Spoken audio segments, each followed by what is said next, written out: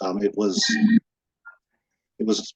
uh, I guess every event is interesting, um, and only the organizers and presumably the TDs know where the skeletons are or the warts and wrinkles lie. Okay, thank you, Dawn. Amy. Can I say something that was some good things that I thought were really great at the youth champs in Sault Ste. Marie? Um, I found that we had Ghislaine, I've forgotten his last name. Yeah. Oh, I can't hear you. Ghislaine Henri from Jordan there. In Parry Sound. Yeah. Yeah, through the mentorship program, and he was great. I loved actually having him as well as having Brian Dubois there. I felt like it really took the, I don't know, having more people with more knowledge than just us that were there. Really, we just felt supported in going forward with everything, and just being able to have a meeting in the morning, and making decisions about, we had a lot of snow issues. Was the snow going to last till the end of the day? We had shoveling issues, and ended up kids were skiing through puddles. And so it was being able to have more people than just me and Cassandra and John making the final decisions was hugely, it just gave us a lot more confidence in what we were doing. So yeah, I really enjoyed having both Ghislaine and Brian there. Thank you. Great. Sean, I think I saw you, and then Todd Harris as well. So Sean, you go ahead. I just wanted to say a couple of things about this year. I've been around racing for a long time, and I've had the privilege of being a TD for quite some time. And I have to say that just in the last couple of years, I've just noticed a real upshot of the professionalism that is exhibited by both the organizing committee and actually the coaches and the TDs, the ATDs. I happened to be at Nationals this year, and I was really looking forward to it because I knew who was going to be part of the organizing committee and who was going to be on the jury. And, they lived up to all my expectations. Very professional in very difficult conditions, in very trying situations. At the end of a year where a lot of people, a lot of athletes, a lot of coaches had experienced trying conditions at every weekend, it seemed like, with racing and et cetera. So kudos to you folks who are getting involved and doing what you do, because I think you do a great job.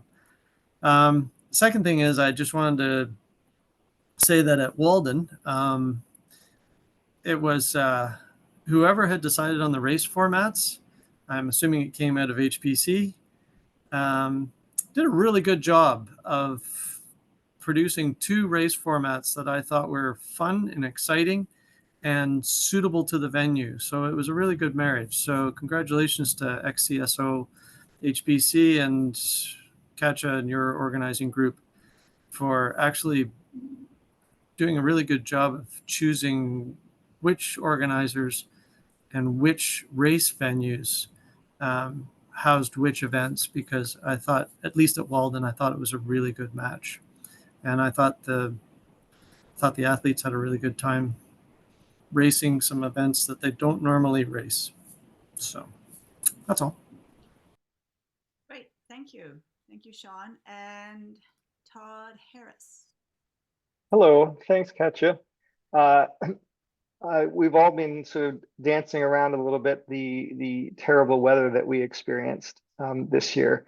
I don't think I need to remind anyone of that, but I did want to say thank you to North Bay and Andrew and Brian Dubois in the lead up to our O Cup. There was a lot of really positive discussion about whether we should move, and a lot of acceptance on people's behalf over the fact that we might make a somewhat last minute decision to move the race. And that we didn't end up moving the race, and I'm glad we didn't, but I felt very supported through the whole process, and that it would have been a good experience for everyone if we had to have moved the race. So thank you so much for that. Great, thank you, Todd. And just a quick prompt for you moving into, where did you go? Oh, there you are. You moved on my screen. For you probably being in the group and breakout room with Stephanie, but maybe share your snowmaking initial plans with your group there, and that would probably be a good topic with what happened there. Anybody else? Oh, Todd Randall. Yes, please. Thanks, Katya. So I think I just was just all I'd like to share is I was involved with the Ontario Winter Games as the assistant TD, and so I have lots of experience working with the local organizing committee, and I mean the venue, etc. Always does a great job of hosting races. I was really proud of our city in mobilizing volunteers. We had over 800 or 900 volunteers for all the different sports, and I think the city really mobilized well for that, and certainly for cross country skiing like we would normally, but for all the different events. I think it was a great thing that happened this year. Thank you, Todd. Yeah, definitely in a similar fashion, trying to get snow there in some way, and trying to go through all the possibilities. And yeah, that's great. Jen Tomlinson. Yeah, I had one comment on that had to do with positive, and I mean, obviously a topic of discussion. Thank goodness for snowmaking. I just have to say that making the investment is absolutely worth it, and making sure that you have people that are capable of pulling off miracles is also absolutely worth it. So the investment in people and the investment in equipment is, if you can get the funds, make it happen, because it makes a huge difference. Great, thank you. So I think we'll keep our improvements for our breakout room.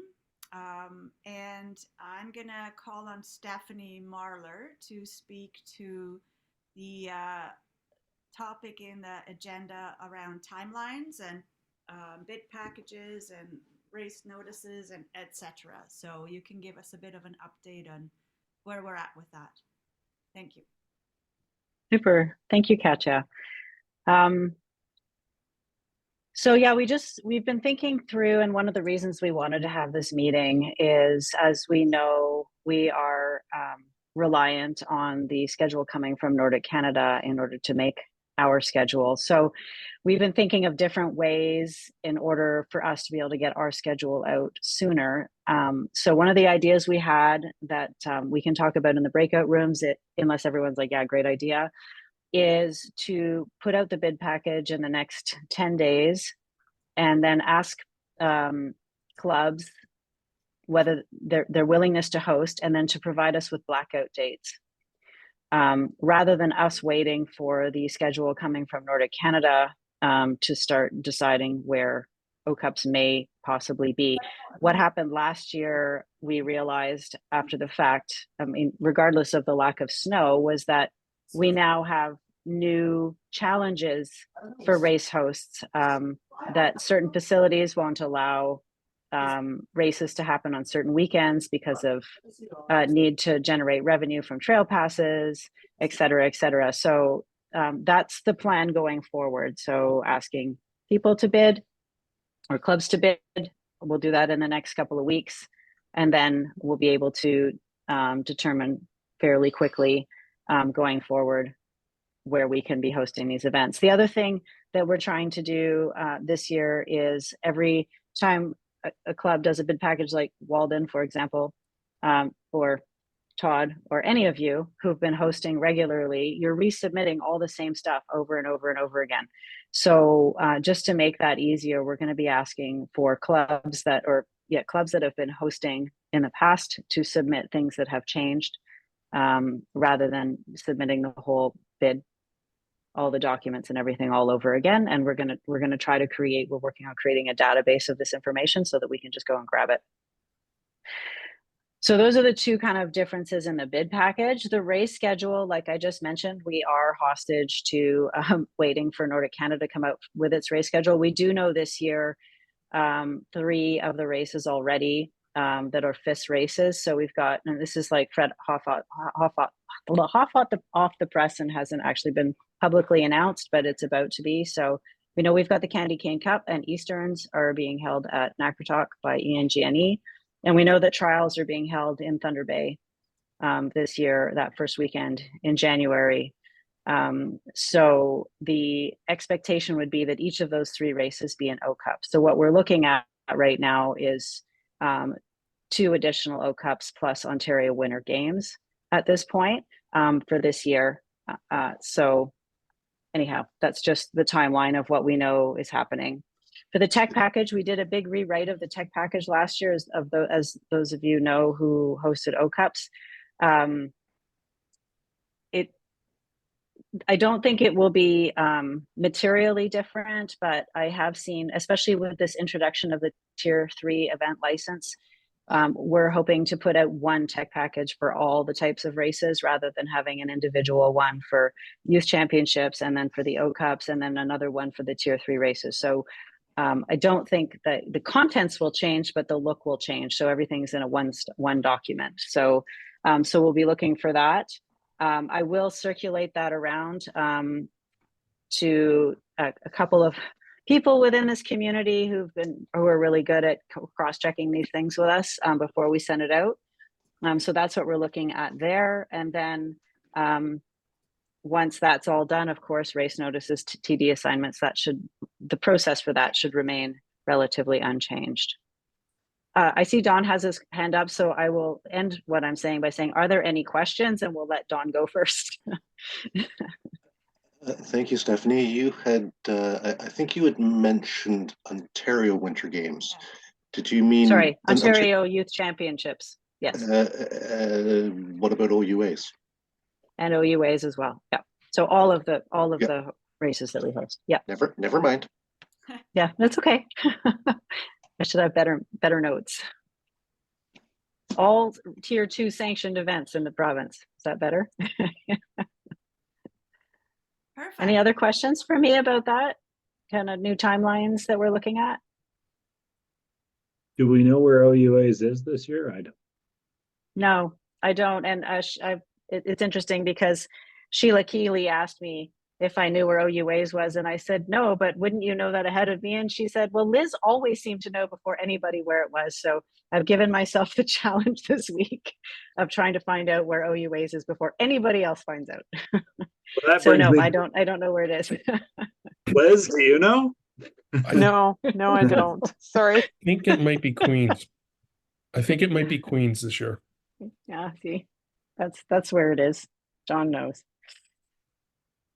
Yes, Don. No, Don doesn't know. Unbeknownst to Don, Don and Cassandra and Amy were each independently going after the Algoma Yuga dude, saying, because in the last rotation was Thunder Bay and then Sault Ste. Marie, as I understand it.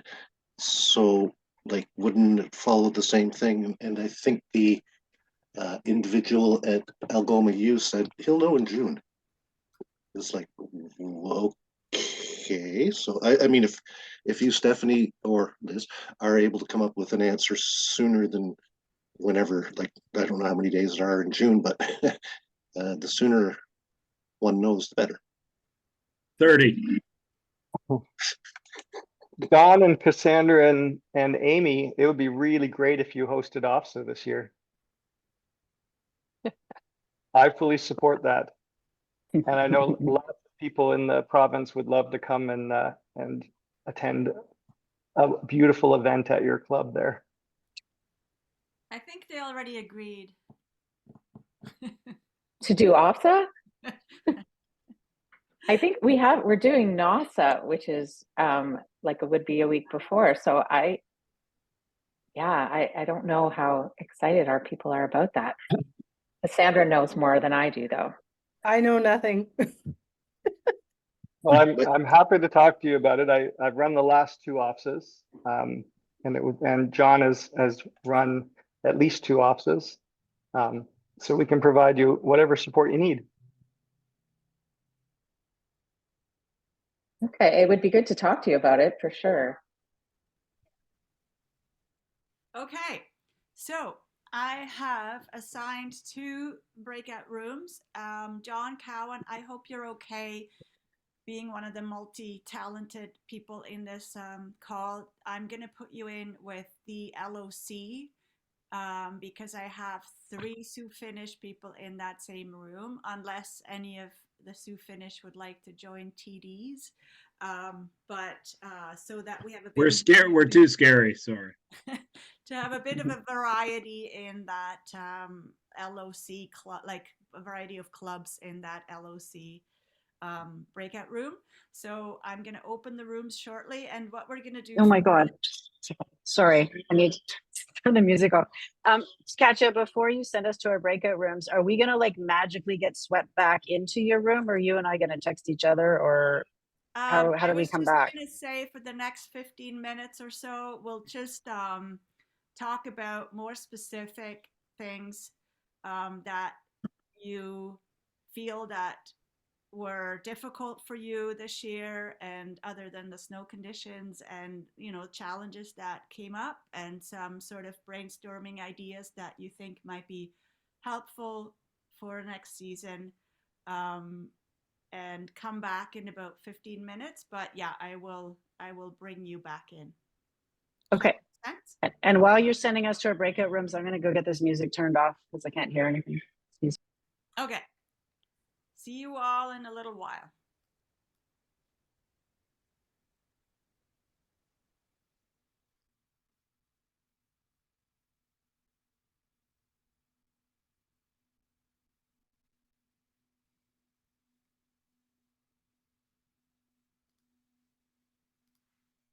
See Katja and Jen. Hello. Oh. Bonjour. Hello. Hello. Oh. Liz, Okay. about your last winter. Okay, Sorry? I just have to say, just for Sean's benefit, classic mass start. Yes, only classic this year, right? Yep. Not classic mass start. That's Classic, it. yeah, classic mass start, and only for the top 40 athletes. Just everybody else can skate. Sounds like a plan. Yeah, Liz, any thoughts Yes. on things that went smoothly? Anything from how your TD assignment got assigned, or anything that would be helpful for TDs? Any ideas more of more get-togethers for TDs, more whatever? Anything that comes to mind? No, actually, I mean, I can't really remember if I was still working. No, I wasn't. Anyway, doesn't matter. The only thing that I would like at Ontario Winter Games, we had a challenging situation with respect to an athlete going through the exchange zone instead of the lap lane. And it took a lot of headspace that weekend. And Katja and I did a bit of a debrief. I sent her some notes, and there's some questionable stuff in the I guess it's I haven't looked at it lately, Katja, but the technical package, there's some missing stuff. They reference this is a Nordic Canada technical package. They reference something, and it doesn't exist. But we found it really challenging to actually figure out what to do. And thankfully, Sean was, on speed dial and really helped us through that. But I guess that's really the thing that stands out in my mind. I mean, OFSA is its own beast that it's kind of different than an O Cup. There's so many athletes, so it's just unbelievable. And at OFSA, there were multiple times that people crossed V boards and then they went back, and we didn't follow that to the rule, to the T, that these kids got verbal reprimands or whatever, because it was just, well, there was a number of them. And also the level of skier, we just kind of let things slide. Yeah, those are my two observations from the year. Thank you. And I wanted to give you an update in case you don't know that thanks to Todd Harris and also John Cowan from the OUA side of things a bit, we now have an agreement with OFSA that we have, they still like to call it a technical advisor, but there is a written agreement in place now that there is a TD going to OFSA and being paid, etc., so that we can start implementing the rules properly, if that's ever in the cards. But I think it's a good point, Liz. I actually went to Lab City as the TD for the Canadian Masters, and it was also an interesting experience. And I know that Nordic Canada's trying to bring the Masters on board, and I had to be very creative with the rules and not disqualify people that paid a lot of money to get there and just really didn't know the rules. And so I think that kind of adaptation of the rules in certain events, like I don't know if there's a future for that there can be a bit more of a lenient way to approach some of the events. Yeah, it's a challenge for the OFSAs, where the skiers really just don't have the same understanding of what the rules are. So I am in the Nordic Canada officials working group with Jen, and so I know that Nordic Canada is working very hard on getting the Masters and maybe getting some sort of a bit of a more lenient way to deal with that. So we'll see where that goes. Anybody else that would like to share some challenges, some things that we could improve next year? Can I say something? Yeah, Sean. Oh, go ahead. Sorry. Just piggybacking on what Liz said, I just wanted to say that, yeah, that was a very difficult situation at Ontario Winter Games, and a credit to both Katja and Liz for working through it and actually coming to the right answer. We're a pretty rule heavy sport. There are a lot of nuances, and there are a lot of, I'm searching for the right word and not getting it, but we have a really big field of play that changes by the hour sometimes. Sometimes it changes even quicker than that. So athletes are faced with a lot of decision making all the time. And I think we have to sort of come to some sort of resolution as to whether or not we, at any event, is whether we're dealing with athlete retention or athlete development. And I see those as two very different things. So, sometimes we actually have to take a look at the skill level of the athlete.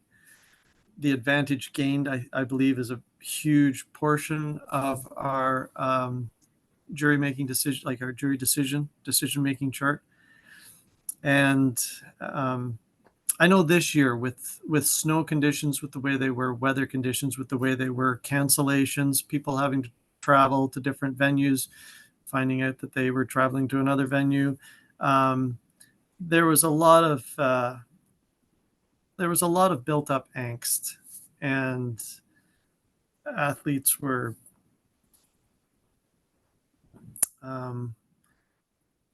perhaps getting a little turned off the sport because of, they're just constantly bombarded with decisions and following the correct path. And sometimes that's why I think that Katja and Liz made the right decisions at Ontario Winter Games.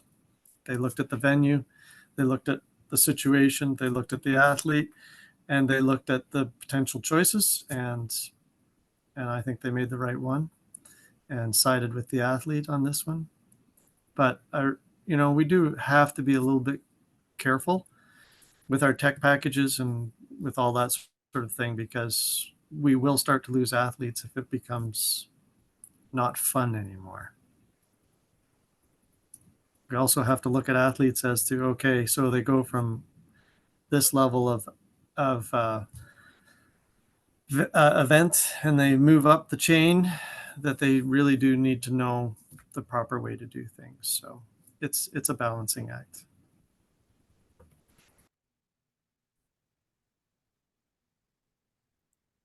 Anybody else? Well, Thank you. Jen. Yeah, and that's actually one of the things that I really like, and this maybe I'm going in advance of where you wanted to take us, but all those videos that we watch through our TD seminars and our TD things and our TD and whatever, all those videos help us in understanding situations and situational awareness. And I think what Sean, I'd like to echo that, and it is really about reading the situation, right? You treat a 12-year-old very differently than you treat a 23-year-old national team athlete. Even though they might be in the same venue, but you treat them very differently because their decision-making capacity and knowledge is at a very different level. And the same thing goes, it very much depends on that circumstance, whatever that circumstance may be. And that's why the jury's there, right? It's not just one person, it's a team that gets to have a chance to talk through things. And the more you practice, the more you have the opportunity to learn from others, making sure that, and this goes to the TD assignments, making sure that it's a wheel so that you get a chance to learn from Sean, you get a chance to learn from Angus. Then it's a great opportunity to develop your own skills.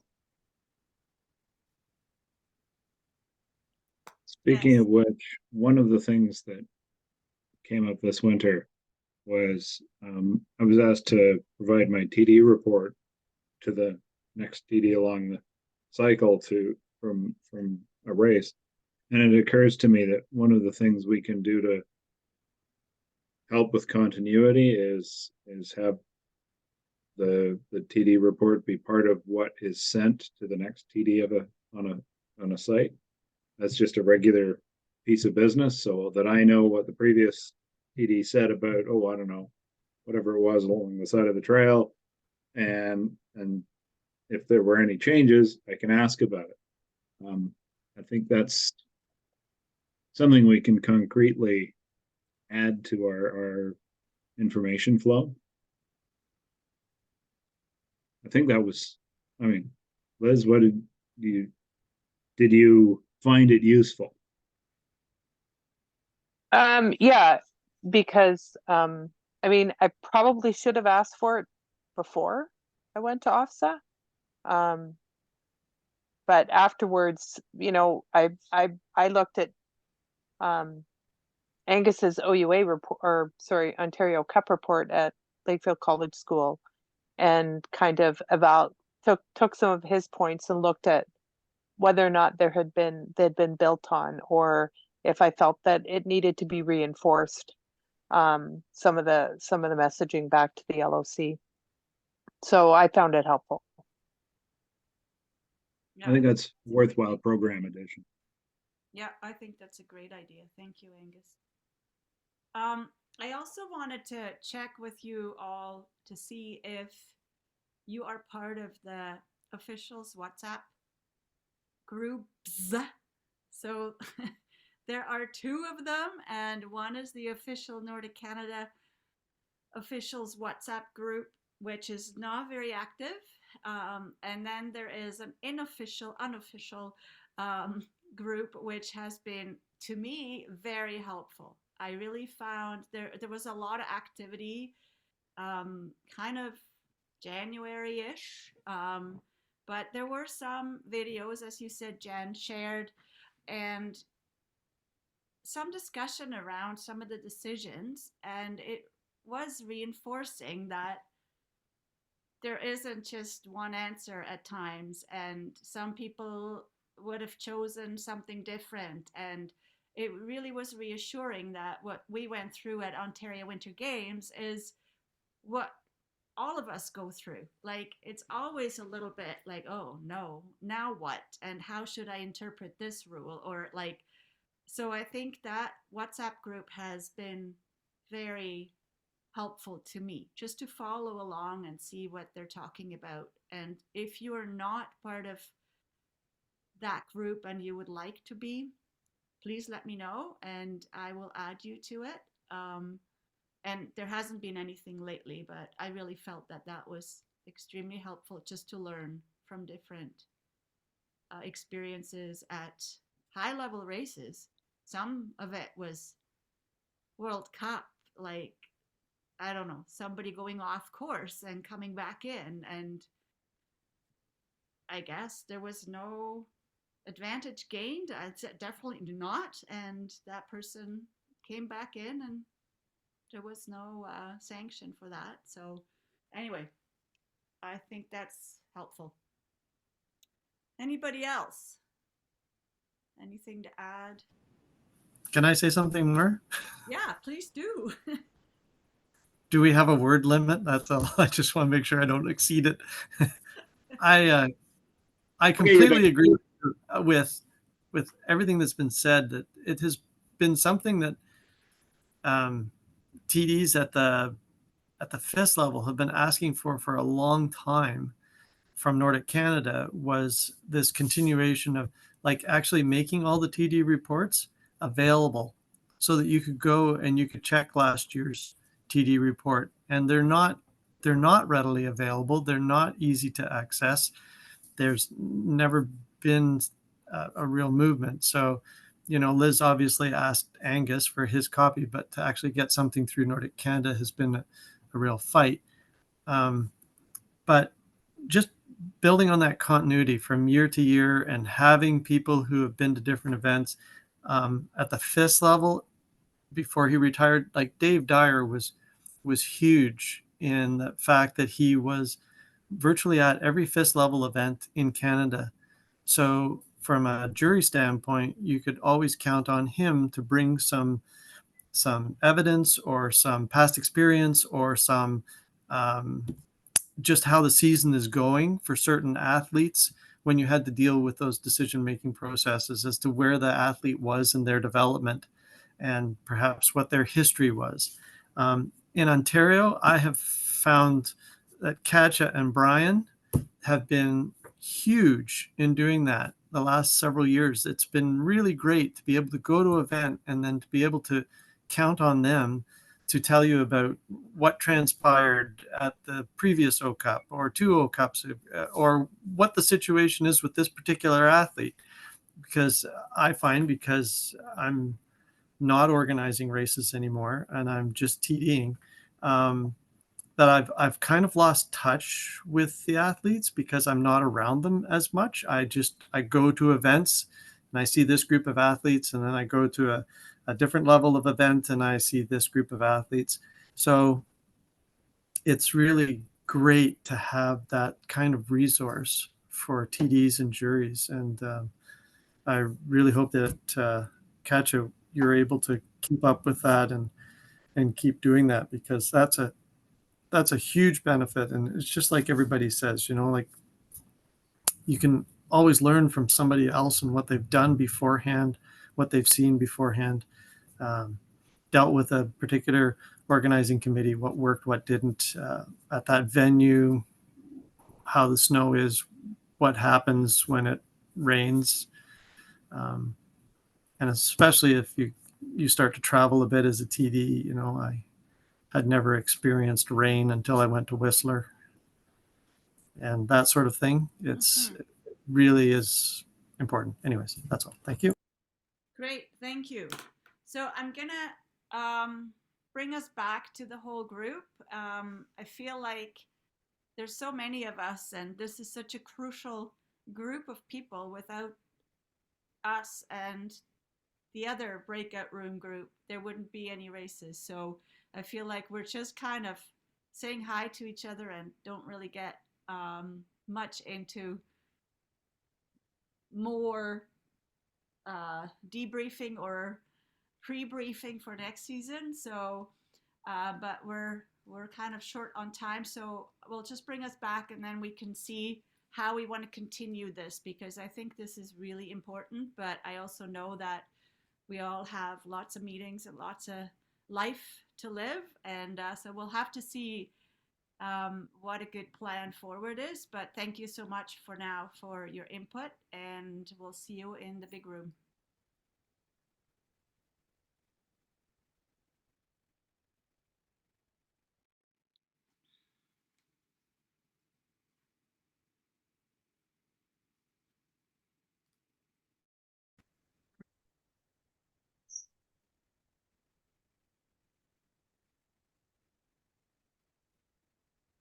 John, have you been sitting by yourself in this room? No, I just accidentally bumped myself out of the meeting. I had this big square and I couldn't see what was being discussed. And so anyway, I ended up hitting it and I ended up in your room. So hi, everyone. Hi, I thought I closed the other room too, but Are you able to? let me just see where they are. Because it just came up with a notice saying a minute left. Okay. Where are you all? Oh, there they are. Here you are.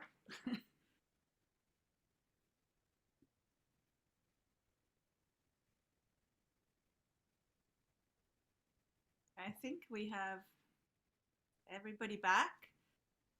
There's Christine. Thank you. Yeah, so Stephanie, where are you? Are you there? We have a few of us have an HPC meeting to go to at 8.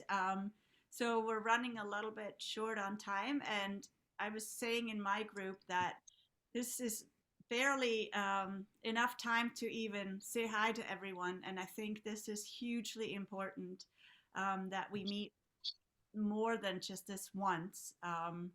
So I'm just thinking about how to move forward with the information that we gathered in the breakout room, and to see if there is another time that we might want to meet, maybe separately for TDs or LOCs, or what you felt about your room there, Stephanie. I feel like our room in the short time that we had generated a lot of really good ideas and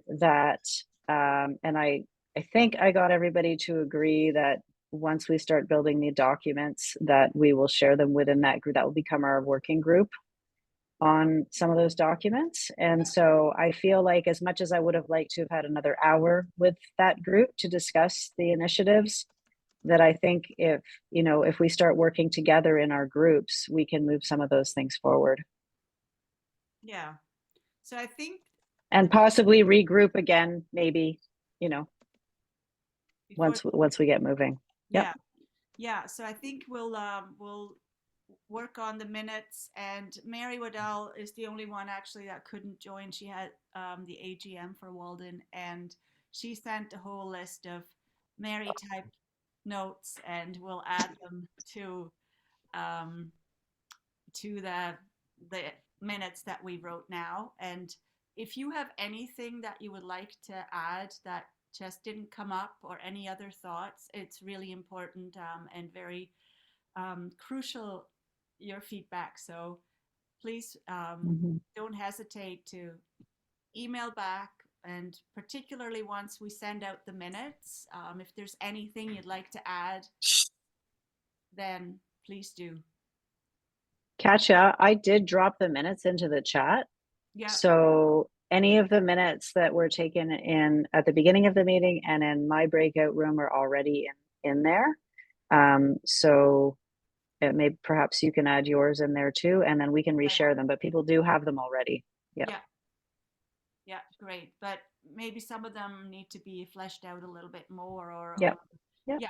Yeah. And then we'll add Mary's. And I think that's a good start. And anything that you would like to add, any thoughts, last minute thoughts, anything that So I did have one, and it had to do with our next round, our next levels, right? Our next level 3s. So that was in the agenda. Yeah. And Yeah. like, because I'd like to nominate Todd Fairhead, who has worked in several roles at Nakartok and organizing races. He would make a great TD. He'd also make a great level 3. How do we nominate people or identify people who are ready for the next stage of development? Thank you, Jen. That's a good question. So it does come to XCSO and they have to be endorsed by XCSO to Nordic Canada.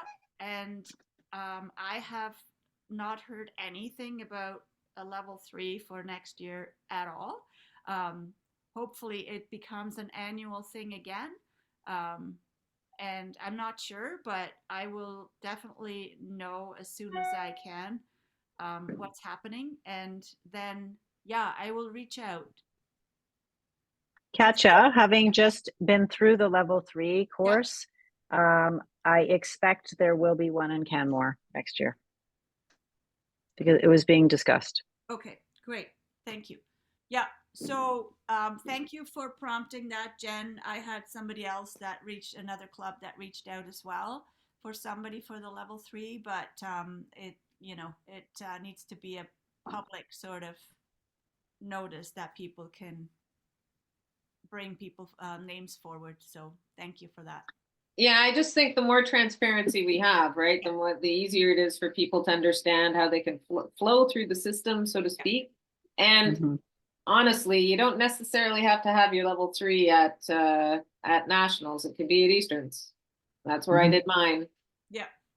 Yeah, and then you got your next level up faster than I did because the paperwork flowed, but we won't even talk about that. But that's like, given that a lot of the course is now done remotely, maybe there's some other options. We could have an Eastern cohort, which saves a lot of money. Yes. Yeah. The piece that was done in person in my level 3 course was phenomenal because we had an absolutely disastrous and well-managed race to have as our example of learning. And it was absolutely, from my point of view, Jen, I'm sorry you and Sean and everybody went through that really trying time, but we learned so much from the people that you have at Nakartok, like just the willingness of the volunteers at Nakartok to come and spend time with us, snowmaking, grooming, all of that was phenomenal. So it is really important to have a good chunk of it in person. Yeah. And the big lesson to learn is not to host in an El Nino year. Is that right? Yeah. Predicted by the NOAA 2 years in advance. So take note, everyone. 2 years in advance. So that's why we should have the calendar developed more than 2 years in advance so you're stuck with it? Let's try. Anybody else before we finish off? Any last minute thoughts? Thank you for organizing, and it's good to see everybody. So yes, thank you so much, everybody, for taking the time, and I'm excited to have seen you all here and to continue working with all of you. So thank you so much. Have a great Thank you. Thanks. Good night. Thanks, everyone. It was great. Night. Bye.